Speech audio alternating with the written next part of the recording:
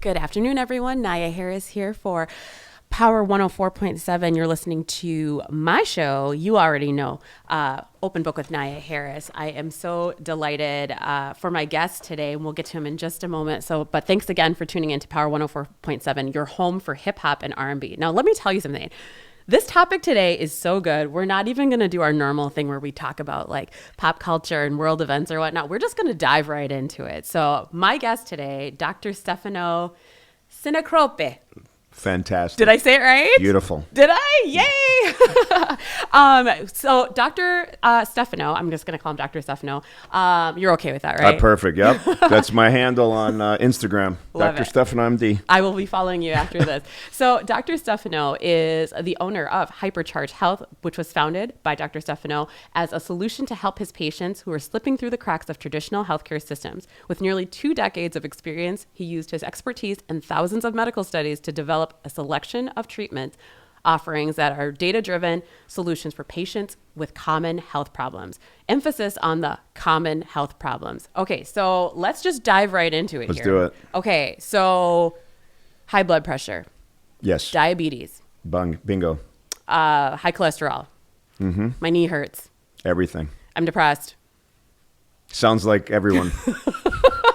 Everything, huh? It's everything. Okay. I mean, if you think about it, I'm going to take a step back. Thank you for the introduction. That was great, and I'm really excited to be here today. You know, we were chatting beforehand. And yes, I said I could talk we were to you all fired day. up. We already did a show before the show. You missed that part. Did you record that? Because we could just. It actually was. Oh no, because the microphones weren't on. It would have been. It would have been great. We talked about. So let's start from the beginning. So I've been a orthopedic surgeon, spine surgeon for a long time, for about 20 years, and my frustration, really started when I came out. I was all excited. I'm like, I'm going to fix everyone's spine. This is great. And I built a big practice, and it's been great. I'm so happy to come to Minnesota from the Bronx, and it's culture shock, but we'll get to that in a minute. Yeah, we can talk about the culture shock, no problem.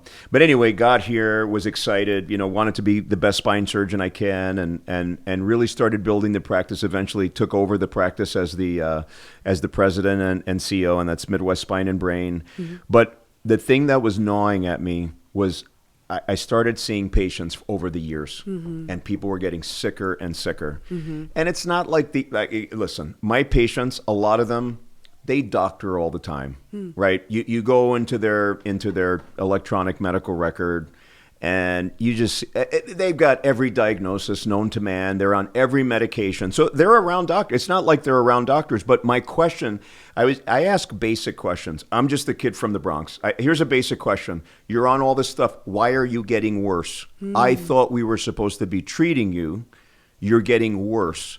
And so I was even noticing that even if I did the most successful surgery on somebody's back, let's say they had back pain and we got that better, what's the point if they're just so sick and they have all these other chronic issues, and then another part of their back goes bad because they're inflamed constantly and blah, blah, blah. So it became more and more frustrating to see people that were getting sicker and sicker, more and more medications. And I always say the same thing. I kind of repeat myself over and over. I was sick of seeing people coming in with bags of medicines. They weren't even, sometimes the medicines aren't even in the pill bottles. They're just in the bags, and they know their medicines by the colors. So I take the green and the red one at 9:30 in the morning, and I'd take this and that. I'm like, oh, what does that do? No clue. They don't even know. They're on so many medicines, they don't even know what it does anymore. So just watching this chronic disease, and then eventually I started doing a lot of counseling on diet and exercise. So I said, let me approach this from diet. So we did everything from like keto diets to paleo diets to intermittent fasting. Some people wanted vegan stuff, so I would put them on that. That is not, and I've become, I'm not a vegan myself, but I think it's an excellent diet for longevity. It's a whole other discussion. But anyway, we did that. That wasn't enough. Eventually, I was so frustrated just watching this stuff. I met this guy named Tram, and he started telling me about all this biohacking stuff, and I thought it was a bunch of nonsense. I'm like, what is this? I never heard of it. I went to Columbia University. Why don't I know about this stuff? I should know about it, right? Yeah. So finally, I was like, let me do the research. I started researching it, and honestly, I was blown away by what biohacking can do. And then I started following all these other, these docs like David Sinclair and all these guys that are doing like amazing things with biohacking. Yeah. And I'm like, wait a minute, these guys look amazing. They look 20 years younger than they should. And I'm here like a doctor that went to all these fancy places, and I literally never heard of this stuff ever. Yeah. So I'm a science geek. I put my hat on. I started researching everything. I have books. I have piles of books. I started reading everything I could find. Finally, I'm like, I need all this stuff. So I basically bought all of it and started a little mini clinic in our own house. And so I was treating my wife, and I wasn't treating my wife. We were all doing this stuff together, and my kids, and we were feeling great. And then the neighbors were doing it, and friends, and all kinds of people. Yeah. And it was amazing. Eventually, we got this laser device, which had great, results in the literature. I didn't know anything about it, so we started treating athletes. Yeah. And I was blown out of the water with what we were seeing with recovery. But like blown out of the water. I thought, in fact, the first time we did it, we had all these athletes come. I asked a friend of mine who runs this company that they treat all these football players and all this stuff. And he's like, oh my God, this is perfect time. All my athletes are injured. So I was like, bring them all. So I brought I brought the CEO of this company up that does the laser. We treated them all. I thought it was like candid camera. Like all the moms were like, oh my God, when are you opening a clinic? And this one nurse, and I was like, yeah, we should open. So I went from, I don't believe in this stuff, to I just said to one of my partners now, Tram, I said, we're opening clinics everywhere in Minnesota. I was like, I need to bring this to everybody. And from there, just to keep it brief. So then we started, so that was the baseline. That's a lot of the biohacking stuff. Yeah. That's what we do at Hypercharge Wellness. And then we needed to expand it from there, because I was like, okay, people are doing this, and biohacking, so many people don't even know what I'm talking about. So it's I don't even want to say it's a sell, because we're not really trying to sell them, we're trying to educate. Yeah. And so I was doing conferences and stuff, and doctors didn't know what I was talking about. So it's like, so I was like, we have to open a medical center and take over people's care of everything that's wrong with them. Because I was starting to do medical care. I started like managing some diabetes and as a spine surgeon. No, I just tell you, nobody does that as a spine surgeon, because it's like, we train for one thing. Why are we, managing somebody else's deal? Right? So anyway, we needed a center really of excellence to bring together kind of the philosophies of, and I hate the word alternative medicine, by the way. I hate it. Because it's not really alternative. It's just a different way of looking at it. There's other cultures that don't do any of the stuff we do. And guess what? They're healthier. And they're fine. Okay. And so bring many questions. Eastern medicine, biohacking, all this stuff. But yet all of traditional medicine, right? So we do all kinds of stuff there. We do everything from hormonal management, weight loss, body contouring, facials, stem cell therapies of all kinds to prevent people from having knee replacements, shoulder replacements, spine surgeries, all the stuff. Yeah. Putting it all under one roof, treating concussion. I can talk. We need a 10-hour show on concussion and how badly it's managed. Seriously. So we came up with an actively managed concussion program that is, it's amazing. Okay. And it's really helping so many people. So, long story short is, we need to make a radical change, and we want to deliver healthcare in a different way. Are there struggles? Yes, because a lot of the stuff's not covered through normal insurance. We have all kinds of stuff to help people financially, but there's stuff that in our clinics that's very affordable for most people, and then there's things that is not very. But we have ways to get around it. But people need to invest in their own health, and I know you got a million. You're looking at me like I got stuff. Go. I'm just as fired up as you, Dr. Stefano. Okay, so we have a mutual friend, Nancy Corsa, who literally swears by it. She said all of the different therapies that she's done there has changed her life. And so I know firsthand, having seen her before, and she had some health issues, and then she was gone for a big, long chunk of time, or it felt like forever anyway. And then when she reemerged, she looked like she looked great before, but it's like she looked... It's glowing. Yeah. I was like, what are you doing? I think yep. Yeah. I'm like, what are you doing? And she's just like, No. Yeah. And so she really wanted me to connect with you, meet you, learn about the clinic, all of that. And then she invited me to come and get the red light therapy and just, and I wanted to say this to you too. No disrespect when I showed you that tee up from last week. Because I genuinely don't know, right? I'm like, I don't know. No, you don't know. That's why we're here to educate. Yes. And we have to do a better job of being influencers as experts and educating people on, on what's available. For sure. But for I mean, hats off to you, right? Because my girl looks great. No, she looks so the red light, the light therapy, it's kind of the base. Okay, so I tell people that come and see me, like personally, for an integrative health consult. It's very different because I'm spending an hour with people and we can get through all, so I can tell them all the science behind everything. We can't really do that in like if they're coming to me like because they need a spine surgery and they can't walk, I just tell them, here's what you need, here's what we're going to do. We don't have to go into a big like dissertation about the background, but these things people don't understand. They don't know how it works.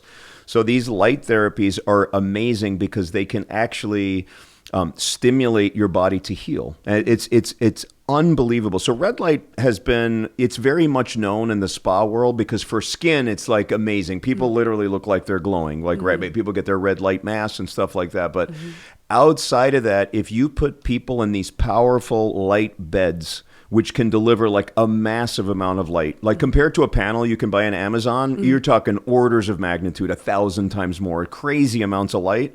Your body can absorb that. We have certain receptors in our cells that can actually absorb certain wavelengths of light. So the red and the infrared spectrum work in one way, and that can tremendous healing effects. And when you mix that with oxygen therapies and things like that, it just explodes the effect. It's the literature. It's incredible what we can do with light. So for example, people that have autoimmune disorders, people that just need more energy, people that stuff, it's a game changer. It'll change their life, but it has to be done with the right thing. And we have specific protocols. This isn't like, buy a panel at home and you're going to be great.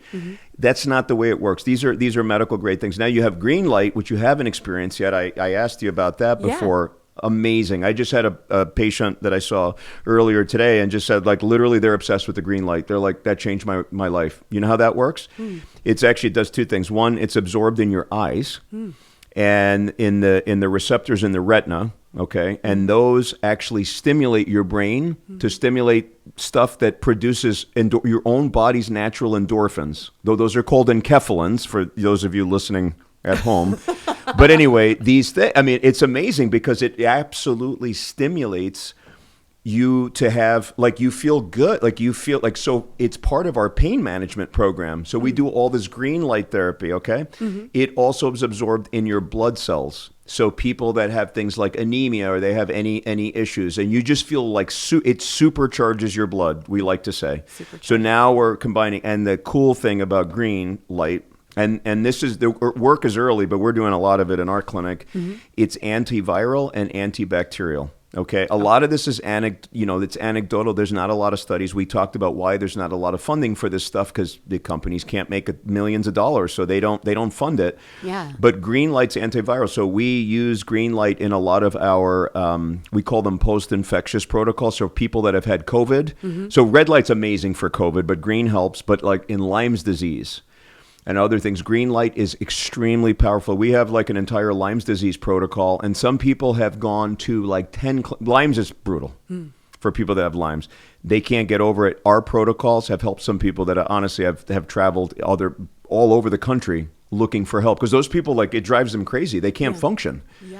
And so there's all this, and this is just the base stuff. This is our biohacking, the light therapy, the oxygen therapy. We do laser therapy with just the more intense light, which is amazing for joint pain and to heal injuries dramatically faster. Unbelievable. I mean, we get like a sprained ankle back on the field in 3-4 days, which otherwise they would have been out there, 3-4 weeks maybe for severe cases. So that's the base. So Nancy's been doing that stuff, and she's the one that brought it up, so I'm not giving away her whole, medical, history. But she's, but I'm just saying, it like her level of energy. And I tell that to people, and I warn them, like, for example, if you're going to get in the green light bed, we want you to do it earlier in the day.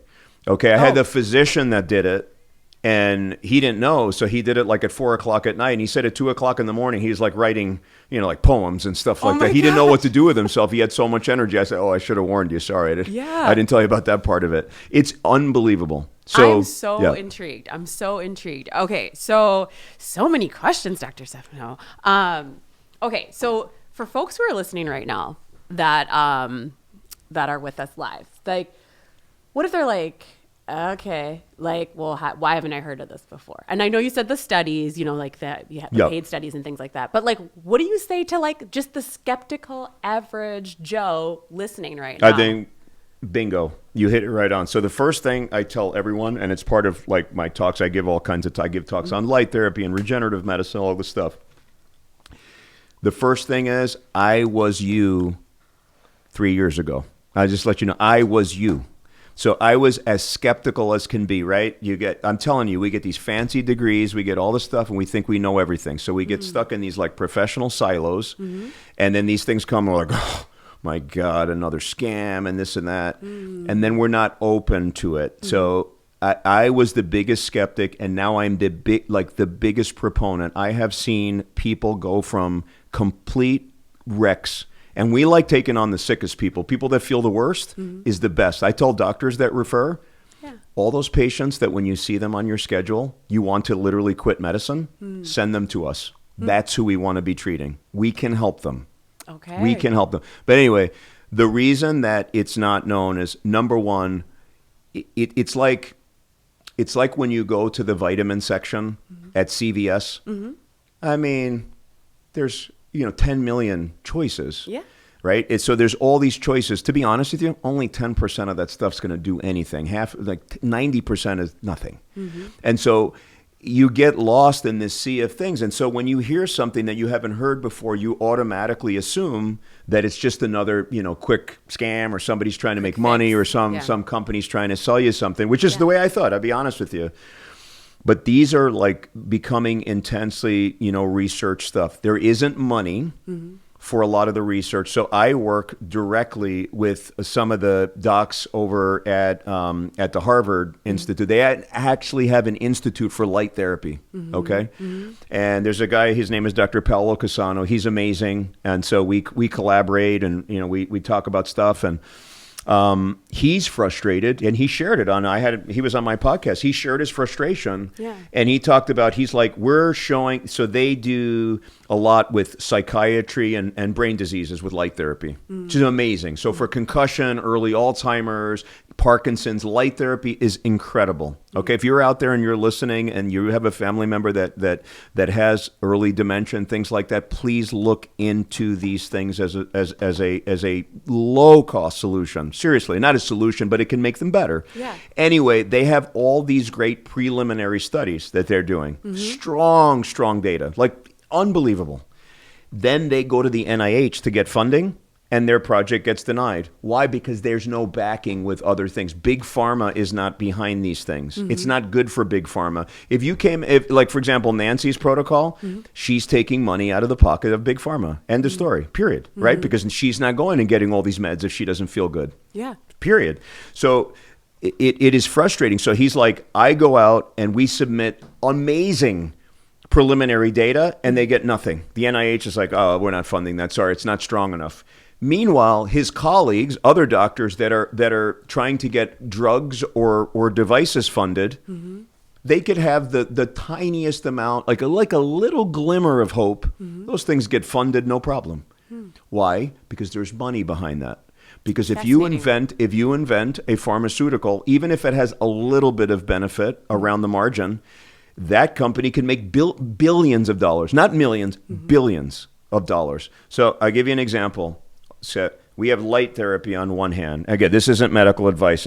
Please come and see me in the clinic. I see patients at the Integrative Health Clinic. The opinions that are expressed are exactly. Dr. You know how Stefano I do. Yeah. It's my thoughts and opinions. If you want me to treat you as a physician, I'm happy to do that, but it'd have to be in a ratio. So let's talk about like cognitive problems. Okay. You have on one hand, you have light therapy to the brain, which is showing amazing improvements in concussion, Alzheimer's disease, even Parkinson's, reduction in tremor in Parkinson's disease. Okay, this is real stuff. People are like, what? I've never heard of that. Well, there's a reason you've never heard of that. On the other hand, there are new classes of Alzheimer's drugs that came out with huge dollar potential, right, for the pharma companies. But the problem is that the improvement in the patients, I'm not going to name names, right? I don't need to, get some, sued, whatever. So I just give general. Yeah. But there's one drug and you guys can look this up yourself, that came in with Alzheimer's disease, where a lot of the panel on the FDA, they quit because they were like, why are we pushing this forward when it has just a little bit of improvement and massive side effects? Meanwhile, you do light therapy on somebody's brain, you can improve their functioning. People start remembering things, right? Their cognition's better. They're more improved. Yeah, I mean, you should see our concussion patients. I mean, they're waking people up. I mean, it's like, it's crazy, but it's low cost, it's whatever, with almost zero risk. It's close to zero. Yes, we can, if people have psychosis or they have something else, but we have studied, not we, the studies are out there that show that, like, for example, even on immediate stroke, you can treat people with light therapy to their brain. There's no risk. That's what those studies showed. And so it's very safe. Meanwhile, on the pharma side, some of the risks are horrific with very little improvement in your symptoms, but they still get approved because there's money behind it. So you're going to hear where the money is, right? So, for example, the lab at Harvard, they're doing amazing stuff with light and the brain, right? And a lot of the stuff, and this is what we talk, there's another guy, Theodore Henderson, he's in Colorado. He's doing incredible stuff with light. You got to see his pre and post scans for concussion. It's game changing. Let me ask this. With people who feel amazing, right? Like other than our mutual friend, Nancy Corsa, right? Like those folks should be shouting from the mountaintops. So I'm a person that has a big mouth, right? Like if I love something, like everybody knows because I'm telling everybody. Or I can't, whether they want to hear it or not, right? And so is that not, what am I trying to say? Is that not something that's kind of taken into consideration? I love what you're saying. Here's the problem. And I'm going to give you a great example, my favorite example of our patients. A lot of people that have been coming to our clinics doing this biohack, and we're like, there's other clinics in the United States that do similar stuff. Ours is very proprietary, it's different. And then at our medical facility, we're doing stuff no one's doing, literally no one's doing the combination of what we're doing. But anyway, they come and say they're just getting like laser or light therapy or something like that, and they have an amazing result, and we put them on the protocol, and they do the 24 sessions or whatever we put them on. They then are so excited. They get shut, but then they go to the next person and they say, this is the greatest thing. And people are like, no, I don't believe you. They're like, no, that didn't do it. It just went away on its own. That didn't do it. So I'll give you a good example. So they're frustrated. So they come back to me and they're like, I'm so angry with my family. I'm trying to drag every single family member that I have into the clinic, but they won't believe me. They're like, no, that didn't do anything. Like because we're brainwashed. We are brainwashed to believe everything has to be a pill or a knife, period. We're just brainwashed. And our profession, pharma, big food, everybody has done a great job of brainwashing us to think that we need these complicated solutions to the problem's easy. It's like you have inflammation and mitochondrial dysfunction, and we can help you with the biohacking. Anyway, my favorite story. So I have this one lady. This one shocked me. So I had a lady come in. She was referred from far, far away. And she has a pretty big scoliosis. Her back is horrible. 10 years of severe chronic pain every day of her life. 9 out of 10 on boatloads of meds. She gets referred to me by another spine surgeon because not every spine surgeon does these big complicated cases. I do a lot of them. So I get a lot of these referrals from other spine surgeons. So he sent it to me. He's like, oh, she needs this huge surgery. So I saw her. I did the whole consultation for her surgery. But I said, because it's a big scoliosis surgery, we have to prepare you in many ways, and you're going to have, approval. You have to jump through all these hoops before we can do your surgery. I'll see you back in 4 weeks. But I felt bad. She was like wincing in pain, doing all the stuff. So I put her on the protocol. So I sent her for laser therapy and the rest of the deal. I see her back a month later, and she's crying. And I said, I thought she was scared because we were going to talk surgery and it was going to come up. And she's crying. She gets up. She hugs me. She's like, 10 years. I have no pain. Wow. Zero pain. Now that's not, that's outside it. Cause I was shocked because she has a serious problem. Right. So we started talking. So then she went into it. She's like, I've told 100 people. And she's like, of the 100, like 2 people believe that the stuff that I did helped me. Wow. They're like, no, you just probably would have. She's like, I've been in pain 10 years, but here's the kicker. So she said she went to her dentist, and she's just laying there. And the whole time she's like, I can't believe I can lay in this chair. I have no pain. She's like, I would have died if this was like, 4 weeks ago. This is amazing. So she was going on and on about laser or whatever. She said the dentist like got upset. He just stopped what he was doing. He's like, listen, he's like, are you what are you, like a rep for that company? Are you just trying to sell me stuff? It's like, why are you telling me this stuff? And she's like, okay, just relax. You calm down. This is that's the thing, is like, we are so into this thing. And again, this is a dentist, and so he has some medical background. Sure. So right away he's like, oh, that's just like, that's not real. Yeah. Because we're just built like that. So anyway, so that's the problem. People want to shout from the mountaintops. But then they're blocked by even their own family. Like, some wives can't drag their husbands in. They're like, I guess it works for you. It's all in your head. It's just like placebo effect, but it's real. Let me ask this question though.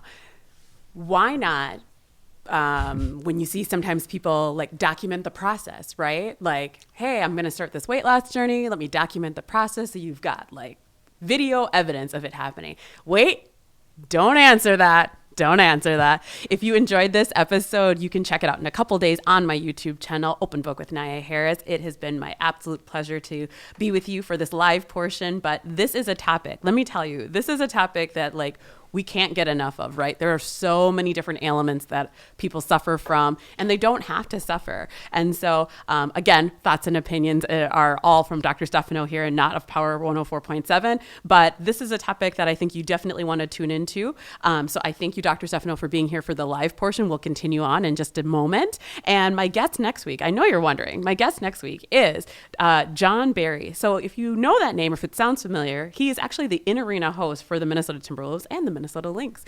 So I thank you for tuning in today, and we will and check out again my YouTube channel, Open Book with Nyia Harris. Have a great day.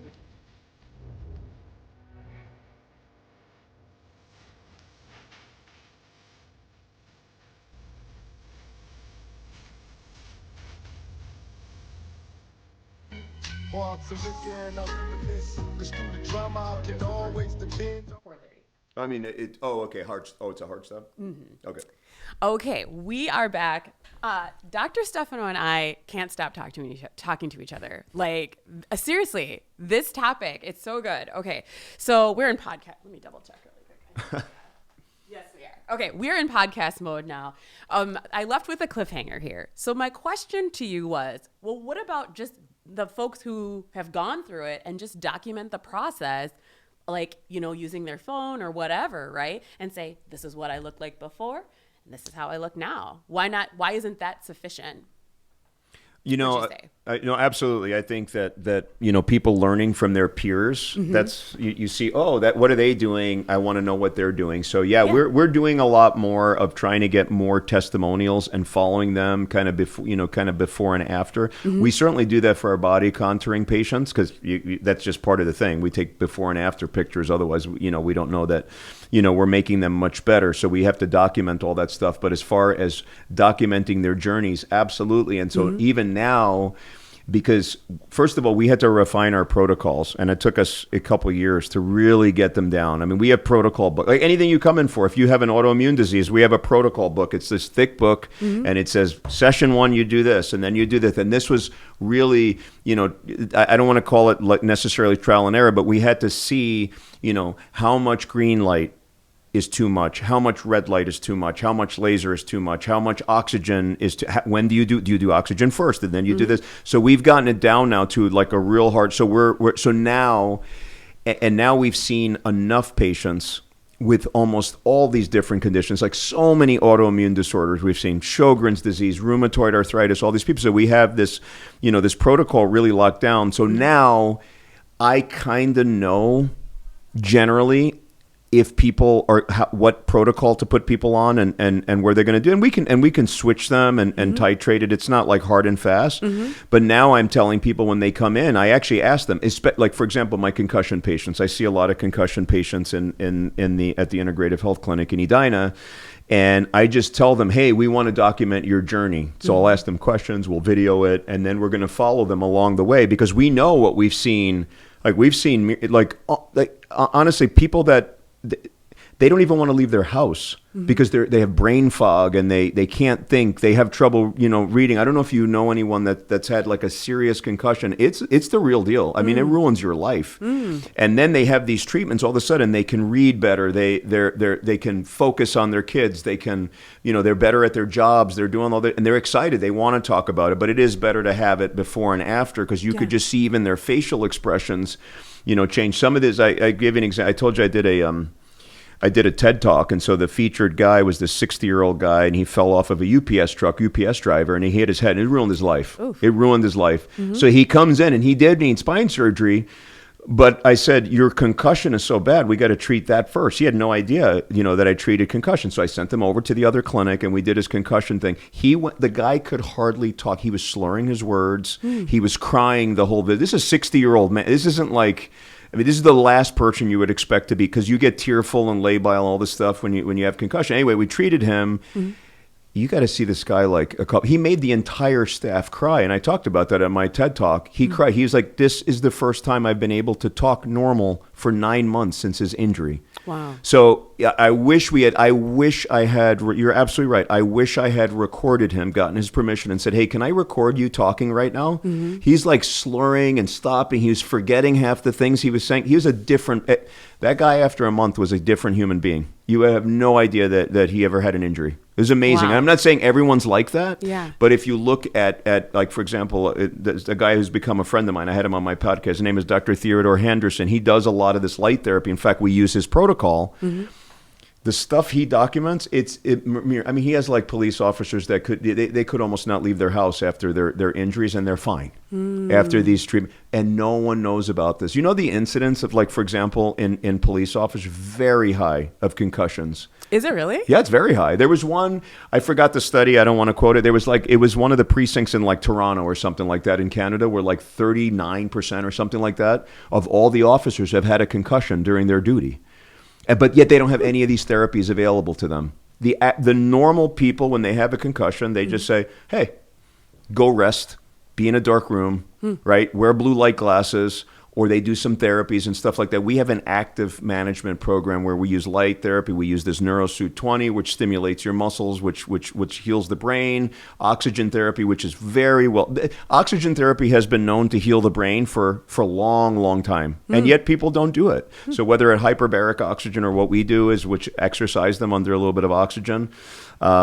It's just amazing stuff. But yeah, the answer to your question is yes, we need to do more and more documenting of people's journey. But our initial, couple years in business was really focused on getting these like protocols absolutely right, to the point like I presented my concussion protocol, which I developed. Again, we had to do a different stuff. I presented it to the Grand Rounds at Harvard for their light, and then people were like, "This is amazing," because we combine different, like nutraceuticals, peptides, light treatment, all this stuff. No one does this. You cannot find this program anywhere in the country because no one's done it before. But what's common with all the treatments we do? It's all safe. It's all safe. It's all safe. That was going to be one of my safe. next questions too. Is like, how safe is all of this type of stuff? Like, can you do too much red light therapy? Yeah. Like, what would happen? Yeah. So if you did too much, so some of the stuff with like too much red light therapy, I think just being in the red light. So one of the things we are very cognizant of, and we tell all our clients that they come in, you can retrace. So what happens is when you get into the light therapies, if you are very inflamed or you are, like have a bad injury or you have something, when you do it, you might feel amazing for 12 hours and then you retrace because your body starts like detoxing rapidly. So we really are cognizant. So like, for example, when we first started treating our Lyme's disease patients, to be honest with you, they ended up doing well, but they suffered a lot at the beginning, and not suffered in a way. They just were retracing because when you give them too much light, they were detoxing too fast. And then, so now our protocols are a lot less, but it wasn't like nothing dangerous ever happened to anybody. They were just over detoxing. It's like if you went on too much of a detox like diet or something like that, right? And so we have gotten the protocols like oxygen. You have to be careful. So oxygen, we hyperoxygenate you 3 times a week because it can really mess around with your red blood cells and other stuff. It's more like like blood doping, like you hear with Lance Armstrong and stuff like. So you want to. That was through drugs though. That was a different thing. But if you do too much of that, then your hematocrit, something called your hematocrit, you get too many blood cells. So you don't want that. So we're careful of that. That one, we know what the safety bounds are, so we never go above that. Things like that, the pulsed electromagnetic frequency, whatever. So there's another thing we do where we put you in this magnet, and this has been studied forever. Right? Like there's so much data on this stuff. Of course, I learned none of it in med school. Like I had to learn it on my own. That's a whole nother conversation. Like nothing, none of this stuff. We didn't learn anything. Yeah. Our nutrition was like 2 hours. I don't even know what I got of nutrition class. But anyway, can we talk about that? It's nothing. The average is like 5 hours. It's like nothing. But like just in general, like food. Yeah. Like, we could talk about it for hours. Like the food in America, right? Right. There's certain things that are banned, like chemicals and things like that, that are banned, like in Europe, 100%. that are not banned here. Like, shouldn't that just be like a red flag right there? Like, like how come? I've heard people say that. Like, I can't eat bread here in America, but I can eat it in Europe. Absolutely. So again, let's go back to the financialization of everything. Everything is corporatized, and so big industry. And again, listen, I'm going to give big industry credit because they've developed a lot of the amazing technologies that we have today. So I'm not one of these people that sits around being like, everyone should get shut down and stuff like that. But we have to be honest. So there's so much lobbying power to keep so much of this garbage in our foods. You know why those things are there? Because they preserve your food forever. So I always, my joke, it's not even like, it's like inside, but if you put like McDonald's fries on the moon and go back, like 100 generations later, it'll probably still be the same. Yeah. Right? Because you take, you take the atmosphere out. These things, they don't decay. Yeah. It's so bizarre. I'll tell you, my youngest, I have 2 kids, 13 and 15. My youngest had dropped an ice cream sandwich, and it didn't, it got softer, but it didn't like melt into a puddle or anything like that. Like, it's gross. And I was like, what's in it that and this was like days later, dropped it, didn't know where it went, there's these chemical bonding things that they put in there. It's all about preserving food. Now I'll say, because then, I always get these critics. Everything's complicated. This is what I hate. Like when I talk on social, or I'll come up with a point, or I'll talk about this, everybody wants to have their opinion. The bottom line is, I'm not saying I'm the be-all, end-all on any of this stuff. It's very complicated. So, for example, if we didn't have preservatives in food, okay, probably like 1 billion people would die in the world because you can't keep the food for, everything's going to rot. Yeah, you can't have everything fresh because it's going to rot. So I get it. But then it gets to the point where it's not just food preservatives, it's these food scientists putting in all this crap. Right, I'm trying to keep it clean on your radio station, but we're in podcast. I almost went off to whatever. But they're putting in all these things to addict you to the food. Like these chemicals are highly addicting. The problem with all of these things is that they create a tremendous amount of inflammation in the body, and inflammation is really the root of all these chronic diseases. So the high blood pressure, the everything. Diabetes, all of that. It's all inflammation. It's all related to inflammation, and inflammation from too much sugar in our diet, from all the chemicals. I'm a physician. I'm not only a physician, but I'm a chemistry major, right? So I could be considered a chemist. I have no idea what some of these. I have to look. I'm like, I don't know what that. I've never heard of that before, right? You have and then you have microplastics. Oh. Then you have microplastics that you're partaking of. It's okay. You can't get away from microplastics. Actually, it's even in some metal, whatever. It's everywhere. But these things lodge in our mitochondria, which are a powerhouse of our cells, and so they create all this inflammatory reaction. So we're surrounded with we're polluting ourselves. Not to mention 5G towers, 4G towers, all this stuff. It's constant. Our cells are bombarded. So the only way to fight back in our societies, yes, you can avoid you certainly the food. Try to have whole foods that don't have labels on them. That's the best policy. Sure. But the way to fight back is by things like biohacking, light therapies, peptides, intermittent fasting, because you're cleaning out your body system. You're allowing your cells to take out intermittent fasting is my favorite. I'm a big, today I had my first meal afternoon. I do that all the time because it really cleans out the garbage, and it's great. It's a great anti-cancer approach, right? Fasting Why is isn't great that- for cancer. Why isn't that talked about enough? Now, I know that from personal experience, having done just a water fast. Oh yeah, it's amazing. I did it for, I think, 2.5 days, right? I did it over a weekend when I didn't have anything going on. Were you so- having visions? You know what? Here's the thing. I like the clarity that was there. Like it was I woke up. I was like, oh my gosh, like how come no one else knows about this? You know, like the mental clarity. They have piece. known about. They have known about this literally since antiquity. Some of the greatest like teachers of all time, and I forget like exact names. I'm not talking. I mean like that used to teach. They would not let their students. You're talking thousands. I mean, like way back, they wouldn't let their students come if they've eaten. It's like you can't think right. So, like intermittent fasting, and think about most religions. How deeply is fasting a part of it? It's a part of so a it's lot a of things, twofold yeah. thing. I think one, they said, "Hey, we want to have rituals to to celebrate our religion, whatever."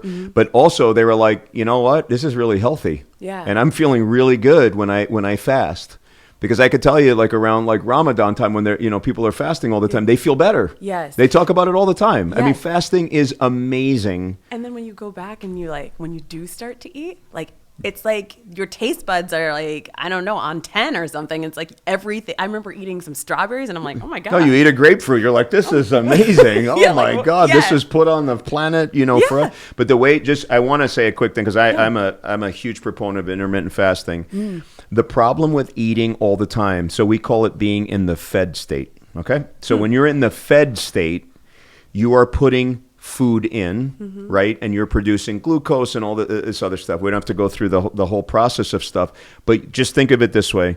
You're shoving food in every one of your cells, right? Your body's producing this stuff and it's shoving like glucose and other stuff in the cells. What happens when you shove fuel into the cells? It produces garbage, right? There's a reason why from time to time we have to take bathroom breaks. Our body's producing garbage. Each one of our cells is doing the same thing.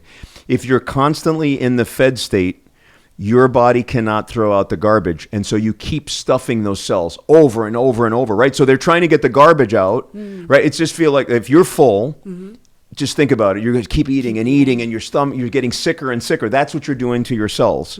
When you stop eating, all of a sudden you're taking out all the garbage and the body can heal itself. And you're also, the cells that need not be there, like cancer cells, get eliminated when you fast. Especially the longer fasts are really good for cancer, but daily intermittent fasting is great. That's what I do myself. There's we could talk about it for hours, the different approaches to fasting, but fasting should be a big part of it. And I can tell you, I will give a lot of, kudos to some of these cancer doctors now. They're really on it. So a lot of cancer doctors are now, like when patients come in and they have cancer, in addition to the treatments, however they do it, whether they go more natural or more, traditional or a combination, they're adding a lot of fasting in because you're starving the cancer cells preferentially over normal cells. It's a whole fascinating field that's not talked about enough. We don't talk. There should be some. Okay, so I'll go back. Let's go back to the intermittent fasting thing. Listen, I sound like I'm a big basher of corporate. That's not what I'm here for. But I'm just here to tell you. So you're absolutely right. There should be signs everywhere on the freeway that say fasting is amazing for you.